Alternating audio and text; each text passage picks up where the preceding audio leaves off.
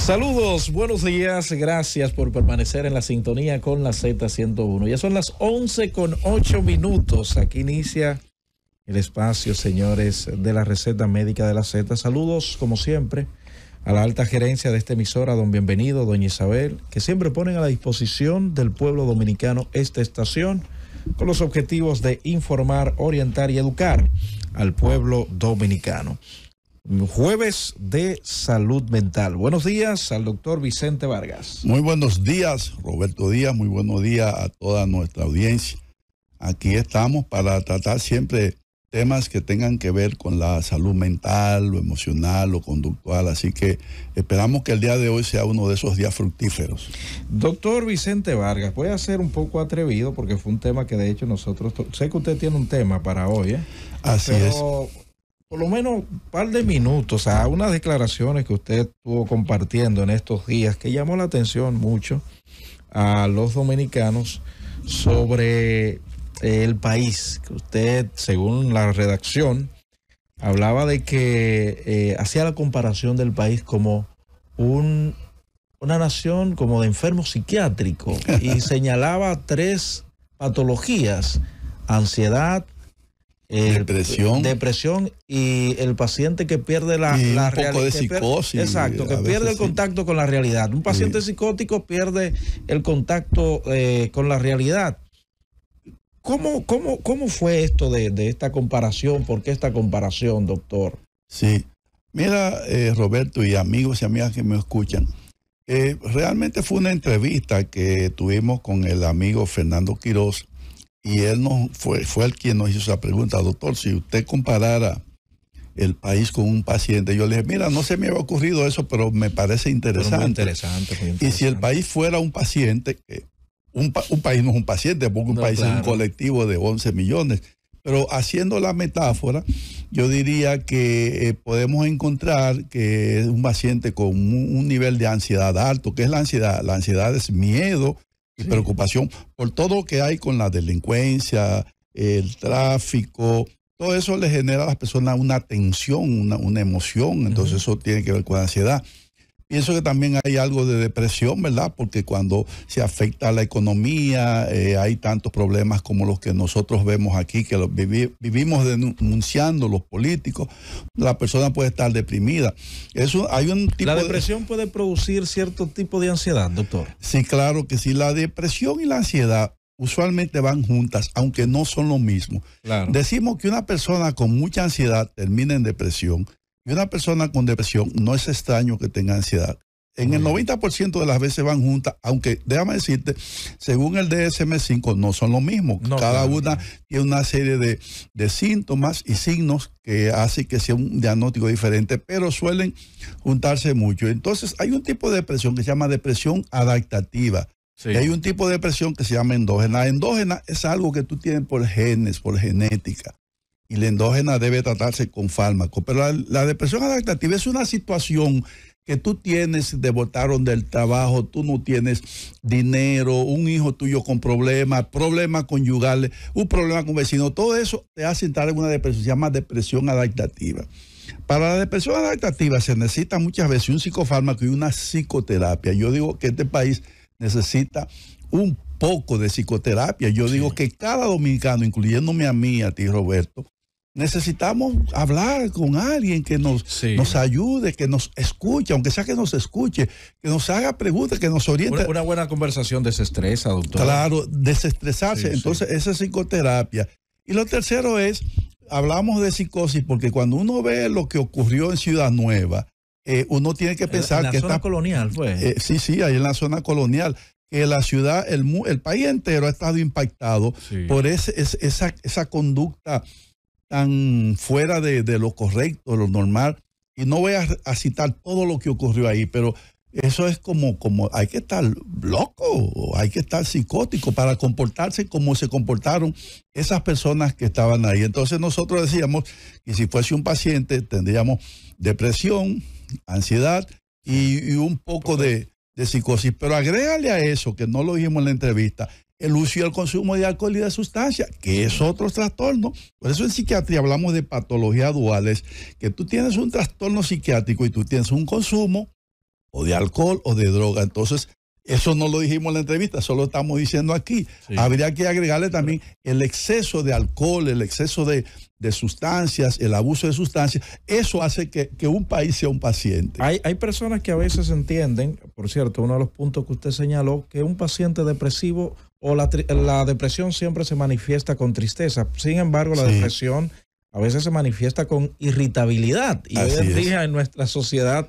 también vemos esto de la gran irritabilidad de algunas personas. Tú tienes razón, Roberto. En la depresión hay tristeza. La tristeza no es depresión, pero en la depresión hay tristeza porque la persona se siente triste, llora, se siente desanimado, desesperanzado, no se ve con posibilidades, se ve con pesimismo a sí mismo, mira con pesimismo a los demás y mira con pesimismo. Cualquier cosa que se haga no va a funcionar. Eso se llama la tríada cognitiva que Aaron Beck, ese gran psicólogo, creador de la terapia cognitivo-conductual, que murió ahora a los 100 años de edad, él tenía una paciente depresiva con fármacos. Y él vio que esa paciente con los fármacos no mejoraba. Y él dijo, ¿qué le pasa? Y él vio que esa paciente tenía una actitud pesimista de ella. Pesimista de los demás y pesimista de que cualquier cosa que hiciera no iba a funcionar. Y él le llamó a eso la tríada cognitivo de la depresión. Entonces, Aaron Beck se dedicó a tratarle esos problemas a la paciente. Ahí surgió la terapia cognitivo-conductual. Así fue como surgió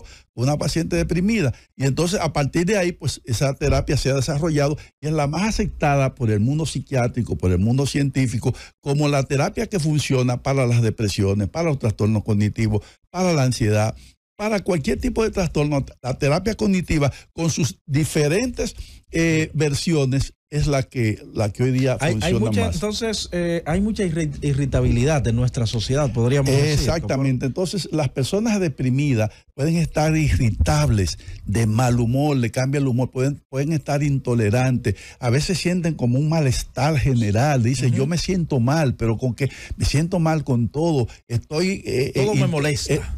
Todo me molesta hasta la comida. Me molesta a la gente, me molesta hasta mi pareja, me molesta a mi familia. La persona se vuelve irritable, de mal humor, intolerante. Todos esos síntomas es lo que le llamamos una depresión. Muy bien. Y cuando pasamos al paciente psicótico, doctor, creo que alguna de las manifestaciones en un paciente que haya perdido contacto con la realidad están las alucinaciones y los delirios. Háblenos un poco sobre este punto que usted también enfocó. Claro, alucinación y delirio son psicosis. Entonces, las alucinaciones pueden ser auditivas. La persona dice que oye voces, pero esas voces no existen. Son voces que esa persona oye en su cabeza. Y dice, eso es una voz. Entonces, los psiquiatras tenemos que trabajar con las alucinaciones. Pero también los delirios, los delirios es que, como dice la gente por ahí, la persona le cogió con eso y la persona le cogió con que me quieren hacer mal, con que me quieren hacer daño. Y la persona dice que lo están persiguiendo, que le tienen cámara, que en el sol hay una cámara que lo está filmando a él. En su televisión él dice que el locutor le está hablando a él, o el artista que salió, y todo lo que ve, le coge con que es algo que hay contra mí. Y entonces dice, los vecinos me están acechando. No abre su computadora, pues dice, en mi computadora hay alguien que me está vigilando en la computadora. El celular, dice, el celular me están chequeando. Entonces, eso se llama un delirio. ¿Qué es un delirio? Es una idea falsa. Es patológica, pero oye lo interesante, es irrebatible a la lógica. Porque hay gente que comienza a decirle, mira, no, eso no es verdad. Mientras más tú le digas que no es verdad, más lo cree. Y entonces no tiene sentido. Si eso es irrebatible a la lógica, no tiene sentido razonar ni explicarle, porque nada de lo que tú le digas lo va a convencer, al contrario, se convence más de que es así. Pero viene pregunta, doctor, entonces, ¿en qué punto se parece esto al país en ese sentido de un paciente psicótico? Claro, acuérdate que estamos hablando de una metáfora, no es algo así exacto. Claro. Una metáfora es algo figurado para comparar a algo con algo, pero no es así al pie de la letra. Entonces te decía que en este país hay algunos niveles también de persecución. O sea, cuando vino el COVID, había mucha gente que decían que la vacuna, que era que Bill Gates había inventado esa vacuna era para meterle un chip en la sangre a la gente. Había mucha gente Y eso es la teoría de la conspiración, que te decían, no te pongas esa vacuna, que te van a matar, que te van a hacer daño. Y por ahí se iban muchos individuos con esa visión de psicosis. Los mismos políticos a veces, para sacarle partido político, comienzan a ver malas intenciones en cosas que a lo mejor son acciones correctas. A lo mejor son políticas públicas, pero los políticos siempre piensan que eso es un gancho, que eso es otro. El doctor Zaglul, quien fue mi profesor, un eminente psiquiatra que todo el mundo menciona, él fue el que inventó la teoría del gancho. Porque el dominicano creía que en todo había un gancho. Tú ibas por un sitio y le preguntaba algo a alguien, el individuo dice, ten cuidado, no le digas dónde vive Roberto, que es un gancho. Sí. Y eso vino del trujillato, que se perseguía mucho a la gente. Los calíes. Y entonces aquí nosotros siempre creemos que en todo hay un gancho. Eso es un gancho que tú me estás tirando. Un gancho es como que tú me estás, tú tienes mala intención con lo que tú me estás diciendo. Entonces los dominicanos vemos mucho un gancho en todo. Y eso es mucho de los políticos y mucha gente cree un gancho. Entonces ahí hay algo de delirio, de paranoia. O sea, tenemos mucho de eso. Tú dirás, sí, doctor, pero con todos estos delincuentes y gente que se meten a su casa, que dicen que van a una cosa y van a otra, claro que sí. Pero fíjate, me decía a mí un amigo, el doctor Octavio Rivas Solís, me decía, mira, hay que tener cuidado porque cuando se hace un test MMPI, que es un test multifásico de la personalidad de Minnesota, él decía, si tú estás en Nueva York y sale la pregunta de que si todos los policías son ladrones, en Nueva York eso es falso y hay que tildarte de paranoico. Pero si tú dices en Dominicana o en México que todos los policías son ladrones, eso es verdad. Sí, sí. Decía él, ¿no?